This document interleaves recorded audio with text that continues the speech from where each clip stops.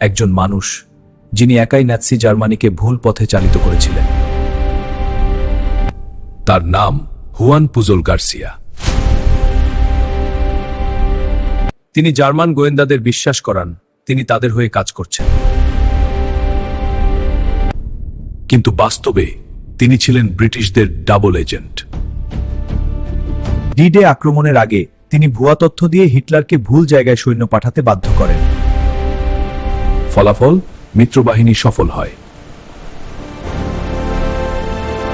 অদ্ভুত বিষয় হল তিনি একই সঙ্গে জার্মানি ও ব্রিটেন দুদিক থেকেই সম্মান পান। যুদ্ধের পর তিনি নিজের মৃত্যু সাজিয়ে অদৃশ্য হয়ে যান।